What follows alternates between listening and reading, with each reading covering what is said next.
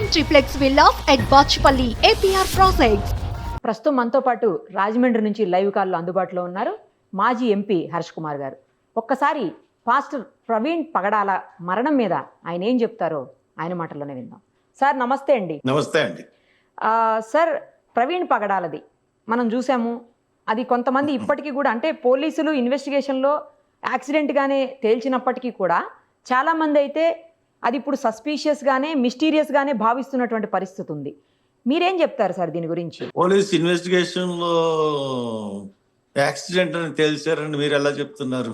వాళ్ళ స్టేట్మెంట్ ఏదో చూశాను సార్ నేను. పోలీసులు మొదటి ప్రాథమిక విచారణలో కూడా యాక్సిడెంట్ అంటే ప్రాథమిక విచారణ అంటే మామూలు ఇట్స్ వెరీ సింపుల్, మామూలుగానే యాక్సిడెంట్ అని అంటారు. అదే మరి అదే అంటే యాక్సిడెంట్ అంటే ఏమన్నా వెనకాల నుంచి గుద్దిందా?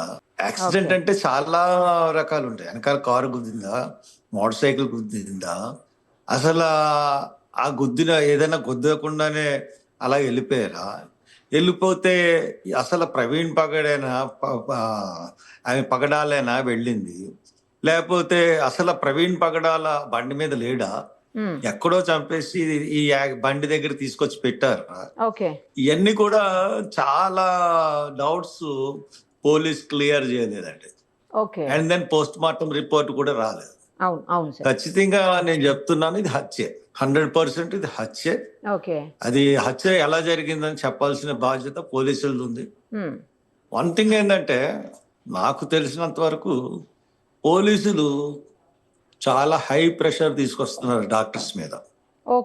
తీసుకొచ్చి యాక్సిడెంట్ అని చెప్పమని అంటున్నారు. ఇప్పుడు ఎవరు ఇది హత్య కాదు యాక్సిడెంట్ అని కానీ ఎవరు ఆ విషయం మీ దృష్టికి ఎలా వచ్చింది సార్?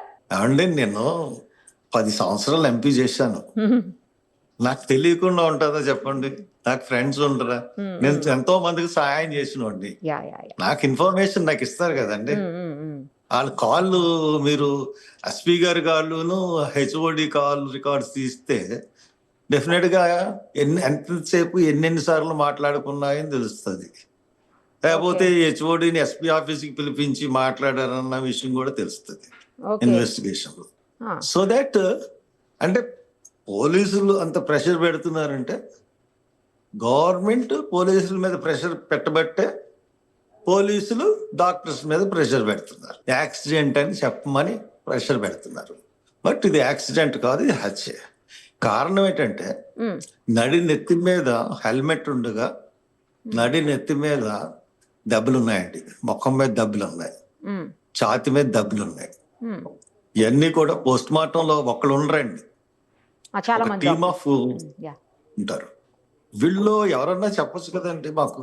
ఇప్పుడు ఒక్క డాక్టర్ ఇచ్చిన report, head of the department ఇచ్చిన దాని మీద ఒక సంతకం పెట్టేస్తే అయిపోదు కదా. సో దట్ అదంతా ఈజీగా పోలీసులు కానీ డాక్టర్స్ కానీ తేల్చేస్తే అంత ఈజీగా మేము ఎలా ఊరుకుంటాం? అది హత్య అని మాకు క్లియర్ గా తెలిసినప్పుడు మేము ఎలా ఊరుకుంటాం? ఇప్పుడు రాజమండ్రి ఆ రోజున ఆయన్ని తీసుకెళ్తున్న రోజున పోలీసులు చేతులు ఎత్తేసారండి. వాళ్ళు ఏం చేయలేకపోయారు. అంత జనం వచ్చారు రాజమండ్రి. నేను చూసిన తర్వాత ఎవ్వరు ఎంతమంది అది ఆ రోజున మేము సంయమనం పాటించి చాలా జాగ్రత్తగా ఆ బాడీని హైదరాబాద్ పంపించాం. లేకపోతే అక్కడ రణరంగమే అయిపోయినండి. అసలు పోలీసులు ఎవరు కూడా బయటకు వెళ్ళలేని పరిస్థితి ఉంది ఆ రోజు. చాలా చాకచక్యంతో వ్యవహరించి అంటే పబ్లిక్ లో దాని మీద అసలు ఎవరన్నా ఒక తెలుగుదేశం ఆయన ఒక లీడర్ వచ్చి ఇది యాక్సిడెంట్ అని తెలుస్తుంది CCTV ఫుటేజ్ ద్వారా అని చెప్పగానే అతని పెద్ద లీడర్ అతన్ని కొట్టినంత పని చేశారు, పరిగెట్టికి వెళ్ళి కారు ఎక్కేసినంత పని చేశాడు. అంటే ప్రతి ఓళ్ళు విశ్లేషించేస్తున్నారు దీని గురించి. ఆ బండి పడిన తీరు, శవం బండి కింద పడిన తీరు, పడితే తల మీద ఎందుకు దెబ్బలు తగిలినాయి, హెల్మెట్ కింద ఎలా దెబ్బలు తగిలినాయి, ప్రతి వాళ్ళు విశ్లేషిస్తున్నారు. ఒక అమ్మాయి అయితే నిన్న ఒక విశ్లేషణతో అసలు బండి మీద కొవ్వూరు టోల్ ప్లాజా దగ్గర చూసిన ఈ ఫోటో, ఆ ఫోటోలో ఉన్న మనిషి ప్రవీణ్ పగాడియా ఒకటి కాదు. ప్రవీణ్ పగాడియా పొట్టిగా ఉంటాడు, కాళ్ళు బుల్లెట్ కిందకి అందవు, కానీ ఈ మనిషి కాళ్ళు కిందకి పెడుతున్నాడు అని ప్రతి వాళ్ళు విశ్లేషణ ఇచ్చేస్తున్నారు. ఎవరు చూసినా ఇది హత్యకు తప్పితే ఇది యాక్సిడెంట్ అని ఎవరు ఒప్పుకోవట్లేదు. మొత్తం సమాజం అంతా అదే పద్ధతిలో ఉంది.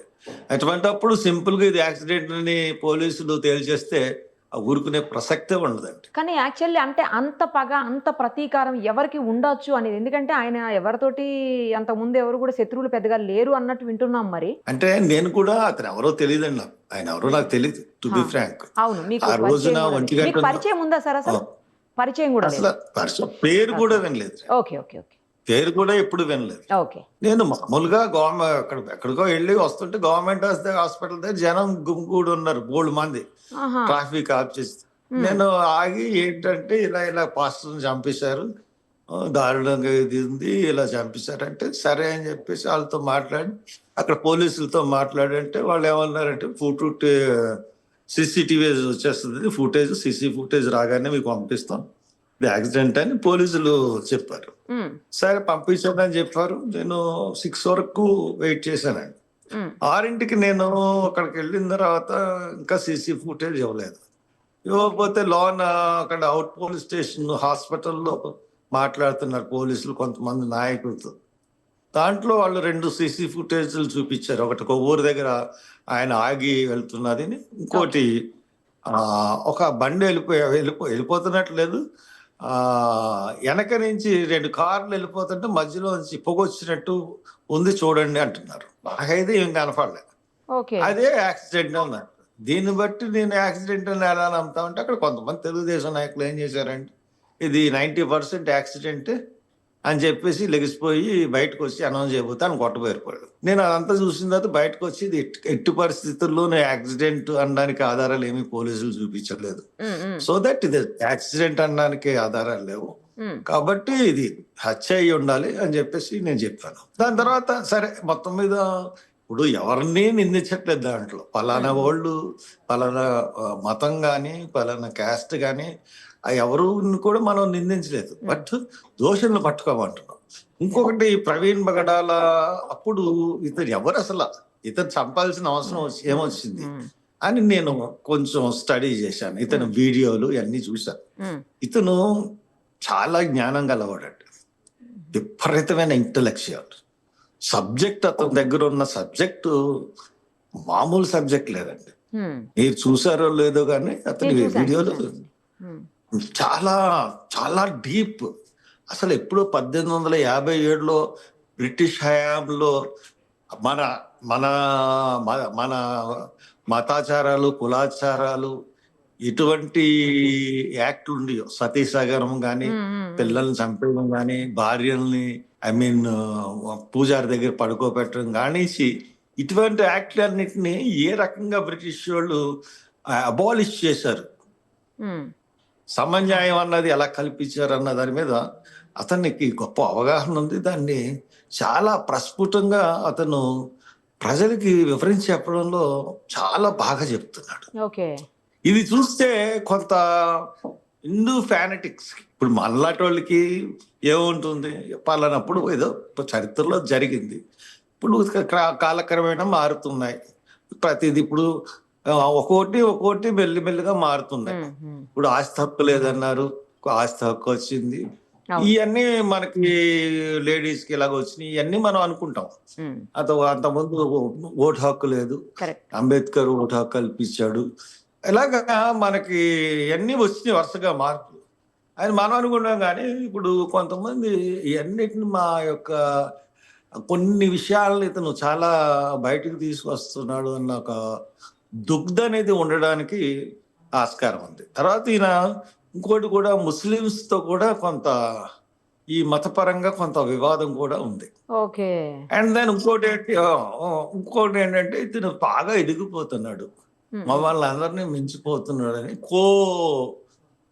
ఆయన అంటే మీకు మిషనరీస్ కాదు కానీ ఈ సంఘం పరిచయం చేసి కొంతమంది చర్చెస్ పెట్టుకుని డబ్బులు సంపాదించే వాళ్ళకి కూడా ఇతని మీద కట్టగింపు ఉండొచ్చు. అంటే అంత హత్య చేసేస్తారా లేదన్నది నేను చెప్పలేను కానీ అంటే ఈ కారణాల వల్ల ఎవరైనా చేయొచ్చు. ఇప్పుడు వీళ్ళు చేశారు వాళ్ళు చేశారు అని చెప్పలేం, కానీ మొత్తం మీద అది హత్య చేశారు ఎవరు. ఆ హత్య ఎవరు చేశారన్నది పోలీసులు పట్టుకోవాలి, కానీ సింపుల్గా ఇది యాక్సిడెంట్ అని వాళ్ళ చేతులు దులుపుకుంటే మటుకు కరెక్ట్ కాదు. అది హత్యే, ఖచ్చితంగా హత్య. ఎందుకంటే ఏ ఏ సీసీటీవీ ఫుటేజ్లోనూ ఈ రోజు ఇప్పటి వరకు ఏ సీసీటీవీ ఫుటేజ్లోనూ అతని మొహాన్ని పోలీసులు నిర్ధారించలేదు. ఓకే. ఎక్కడ కూడా అతనే సీసీటీవీలో ప్రవీణ్ ప్రగాడియా అన్నది నిర్ధారించలేదు. ఎక్కడ కూడా క్లారిటీ లేదండి. అతను అంతకుముందు ఉన్న బండి నడిపే విధానానికి, బాడీ లాంగ్వేజ్కి, ఇప్పుడు బండి నడిపే విధానానికి body language, that so much difference ఉంది. ఓకే. ఓకే. అసలు ఇవన్నీ కూడా చాలా కీన్గా అబ్జర్వ్ చేస్తూ ఉంటుంటే మటు ఇది ఎక్కడో చంపేసి తీసుకొచ్చి ఇక్కడ పడేశారు, బండిని కూడా ఎవరో డ్రైవ్ చేసుకుంటూ వచ్చారన్నది అనుకునే పరిస్థితులు కూడా ఉన్నాయి. అందు గురించి పోలీసులు ఇక్కడి నుంచే కాదు, హైదరాబాద్లో అతని ఇంటి దగ్గర నుంచి బయలుదేరినప్పటి నుంచి ఉన్న సీసీ ఫుటేజ్, అప్పుడు ఏ డ్రెస్ చేసుకున్నాడు ఏంటి, ఎక్కడ అతను లైట్ ఫెయిల్యూర్ అయింది, ఎక్కడ అతను హెడ్ లైట్ పగలగొట్టబడింది, సిగ్నల్ లైట్ తోనే వచ్చాడు ఆయన డ్రైవింగ్ అంతా కూడా పక్కన ఉన్న ఒక సిగ్నల్ లైట్ తోనే జర్నీ జరిగింది. మరి అది ఎక్కడ పడిపోయింది ఏంటి, ఎవరైనా పగలగొట్టారా, బండి మీద ఇతను లేకుండా కూడా ఎవరో తీసుకొచ్చారా, ఇవన్నీ కూడా చాలా వీటన్నిటికీ జవాబు చెప్పాలండి. ఇన్వెస్టిగేషన్ ఎన్నిటికీ జవాబు చెప్పిన తర్వాత అది యాక్సిడెంట్ అని డిక్లేర్ చేస్తే ఒప్పుకుంటారేమో, కానీ ఇవన్నీ లేకుండా మటుకు ఒప్పుకోరు. ఇది ముమ్మాటికి నా క్యాలిక్యులేషన్. పోలీసులు ప్రెషర్ తెచ్చే విధానం ఫ్రమ్ ది బిగినింగ్ నుంచి పోలీసులు ప్రెషర్ తెచ్చే విధానం బట్టి ఇది హత్య ముమ్మాటికి. అక్కడ పోస్ట్ మార్టం లో జరిగిన సంభాషణలు అయితేనే ఉండే, అక్కడ లోన్ ఏం జరిగింది అన్నది దాన్ని బట్టి ఇది ఖచ్చితంగా హత్య అని నేను ప్రగాఢంగా నమ్ముతున్నాను. సార్, మీరు సీసీటీవీ ఫుటేజ్ మొత్తం చూసారా? చూసానండి. ఆ ఒకసారి 2 సీసీటీవీ ఫస్ట్ చూపించారు. మూడో సీసీటీవీ ఫుటేజ్ ఆ దాంట్లో ఏముందండి, ఎలా ఉందంటే ఆ బండి ఎలా వస్తూ కిందకి వెళ్ళిపోయింది, లాగా మెయిన్ రోడ్ నుంచి వస్తూ కిందకి వెళ్ళిపోయింది. నేనేమన్నానంటే ఈ సీసీటీవీ ఫుటేజ్ ఇలాగ వెళ్ళిపోతున్న బండి నుంచి ఒక 30 సెకండ్లు కానీ 1 మినిట్ కానీ ముందున్న సీసీటీవీ ఫుటేజ్ ఇవ్వండి అన్నారు. అంటే ఒక డిఎస్పీ ఏమన్నాడంటే అన్ని మీకు ఇచ్చేస్తా, మాకు ఇన్వెస్టిగేషన్ ఎలాగండి అన్నారు. సో దాట్ నేను నమ్మాను పోలీసుల్ని, లేకపోతే నమ్మబోతాను, చూపించమని గొడవ చేద్దాం, ఇన్వెస్టిగేషన్ బాగా చేస్తారేమో అని అనుకున్నాను తప్పితే ఈ రకంగా వాళ్ళు మతలబ్ చేసి తర్వాత పోస్ట్ మార్టం కూడానండి మేడం, వాళ్ళు 9:45కి ముందు రోజు చనిపోయాడు. నెక్స్ట్ డే బాడీ మార్నింగ్ తీసుకొచ్చారు.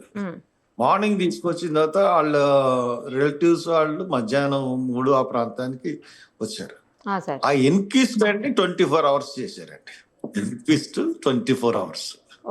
గత రాత్రి మొదలెట్టింది, ఈ రోజు 2 వరకు ఇన్క్విజిట్ రిపోర్టు తయారు చేయలేదు. తయారు చేసి అప్పుడు పోస్ట్ మార్టం చెప్తే వాళ్ళు ఒక 3 hours చేసి, అంటే వాళ్ళు ఒక ప్లాన్ అన్నమాట.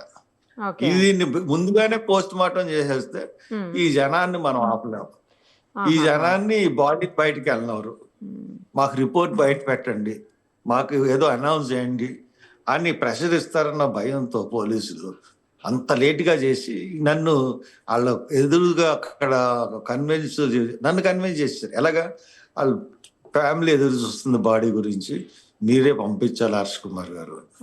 ఇంకా అది మానవతా దృక్పథం. వీళ్ళు ప్లానింగ్ చేసినా కానీ వాళ్ళు తప్పు చేసినా మనం తప్పు చేయకూడదు. అది అందరూ అతని బాడీ గురించి ఎదురు చూస్తా ఉన్నారు. సో దట్ నేను అందరినీ కన్విన్స్ చేసి నేను జాగ్రత్తగా బాడీని పంపించడానికి ఒప్పుకుని జాగ్రత్తగా నేనే ముందుండి తీసుకుని వెళ్ళి వ్యాన్ ముందుండి తీసుకెళ్ళి రోడ్డు మీద వరకు మీద పడిపోయారండి. వ్యాన్ మీద పోలీసులు ఆపే పరిస్థితి. వ్యాన్ పంపించామండి. ఆ రోజున్నంత జనం 50,000 మంది కన్నా ఎక్కువ వచ్చారండి. అసలు నేను ఆశ్చర్యపోయాను, రాజమండ్రిలో ఏంటి ఈ జనం, ఎప్పుడు ఎక్కడా కనపడలేదు ఈ జనం అన్నది ఆశ్చర్యం అనిపించింది. పైగా అది వాలంటరీగా వచ్చినటువంటి జనం అందరూ కూడా ఎవరు తీసుకొచ్చిన వాళ్ళు. ఎవరికి సంబంధం లేదు, అదే. ఏ లీడర్షిప్ కి సంబంధం లేదు, ఏ చర్చికి సంబంధం లేదు. పబ్లిక్ తెలుసుకుని ఈ వీడియోల ద్వారా దాని ద్వారా తెలుసుకుని ఇది హత్య అని ప్రగాఢంగా నమ్మి ఆయన గురించి వీడియోలు చూసి వచ్చిన వాళ్ళేనండి అందరూ. ఓకే. అలాగే వచ్చారు, కొత్త జనం వచ్చారంటే నేను అసలు నమ్మబుద్ధి కావట్లేదండి. నేను అక్కడే ఉన్నాను, 2 days అక్కడే ఉన్నాను నేను. ఓహో. అసలు నిమిషానికి నేను అక్కడే భోజనం చేశానండి, అక్కడే కూర్చున్నాను, అక్కడే పడుకున్నాను. ఇంతమంది హత్యనే అక్కడికి వచ్చారండి, అన్యాయంగా చంపేశారు పాస్టర్ గారిని అన్న దాంతోనే వచ్చారు. అంత పట్టుదలగా వచ్చారంటే అది హత్యనే అందరూ నమ్మారు.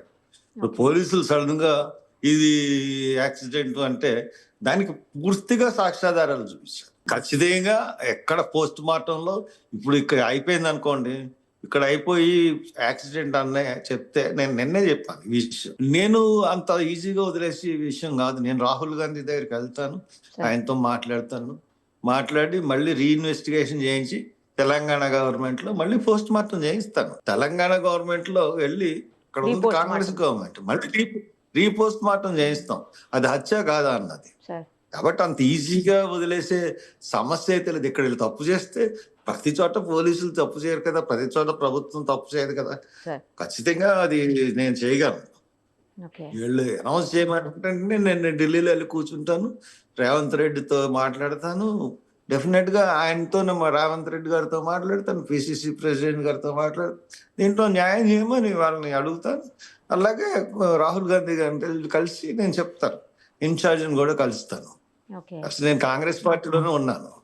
సో దట్ కాబట్టి దెర్ ఈజ్ నో ప్రాబ్లం. కాబట్టి అది వీళ్ళు తప్పు చేసినా కానీ అన్ని ప్రభుత్వాలు తప్పు చేయవు. ఆ ఒక్క విషయం నేను చెప్పిన తర్వాత వీళ్ళు తాత్సం చేస్తున్నారు, ఎలా చెప్పాలి, ఏం చేయాలి అన్నది. సార్ యాక్చువల్లీ మీరు సీసీటీవీ ఫుటేజ్ మొత్తం చూశానంటున్నారు. ఆయన చనిపోయారు అని చెప్తున్నటువంటి టైం కంటే ఒక్క 10 నిమిషాల ముందు సీసీటీవీ ఫుటేజ్ మిస్ అయ్యింది, కనిపించట్లేదు అని చాలా మంది అంటుంటే వింటున్నాము. అది నిజమా సార్? అదేమన్నా మిస్ అయినట్టు మీకుందా ఇన్ఫర్మేషన్? అంటే ఒకటండి, కొవ్వూరు బ్రిడ్జ్ దగ్గర మనకి కనపడింది బండి. ఓకే. ఇంకా మధ్యలో ఏమీ లేవండి. అంటే అసలు ఒక చోట అంటే ఒకటి మన సిసి కెమెరాలు ఒకటి ఏంటంటే ఒక ఫ్యాక్టరీ ఒకటి ఉంది. ఆ ఫ్యాక్టరీ అంటే సమ్ ఫ్యాబ్రికేషన్స్, రేకులు తయారు చేసే ఫ్యాక్టరీ. తర్వాత టొయోటో వాళ్ళ షోరూమ్ ఒకటి ఉంది. ఇంకా 2-3 ఉన్నాయి. ఆ సీసీటీవీ ఫుటేజ్ చూసారో లేదో పోలీసులు అన్నది తెలియదు. బట్ అక్కడి నుంచి ఇక్కడికి రావడానికి టైం ఇంకొక లేట్ గా రావాలా ముందు రావాలన్న దాంట్లో కొంత మీమాంస ఉంది. బట్ ఎక్కడ మనకి ఛాన్స్ కూడా లేదండి. సీసీటీవీలు ఉండే ఛాన్స్ కూడా లేదు. ఇప్పుడు వీళ్ళు సీసీటీవీ ఛానల్ పోలీసులు పెట్టినవి కాదండి. ఇప్పుడు బంక్ దగ్గర నా దురదృష్టం ఏంటంటే మాకు అక్కడ ఒక ప్రాపర్టీ ఉంది, స్విమ్మింగ్ పూల్ అన్ని. ఆ సీసీటీవీ అది 4 రోజుల నుంచి కెమెరా పనిచేయట్లేదు, లేకపోతే నా దగ్గరే ఉండు అది. కాబట్టి మన తర్వాత కేశవస్వామి హాస్పిటల్ అని ఉంది, ఎమర్జెన్సీ హాస్పిటల్. వాళ్ళది హెచ్డి కెమెరాస్ అని అన్నారు. వాళ్ళ దాంట్లో ఏమన్నా సీసీ ఫుటేజ్ దొరికితే మటుకు ఏమన్నా అటేపు ఇటేపు దొరికితే ఫేస్ లో క్లారిటీ రావడానికి ఛాన్స్ ఉంది. మరి పోలీసు ఇన్వెస్టిగేషన్ చేశారు పోలీసులు లేదో తెలియదు, బట్ అది ఛాన్స్ ఉంది. రైట్ సార్, మీరు అన్నట్లు ఇన్వెస్టిగేషన్ కంప్లీట్ అయిన తర్వాత కానీ మనకి ఇంకా క్లారిటీ వచ్చే అవకాశం లేదు. ఆయనకైతే న్యాయం జరగాలని, ఒకవేళ నిజంగా హత్య అయితే మాత్రం దోషులు శిక్షించబడాలని చెప్పేసి కోరుకుందాం సార్. అంతే. Thank you sir. Thank you అండి. Thank you so much. నమస్తే అండి. Thank you sir. సుమన్ టీవీలో మీ పర్సనల్ అండ్ బిజినెస్ ప్రమోషన్స్ కోసం కింది నెంబర్కి కాంటాక్ట్ చేయండి.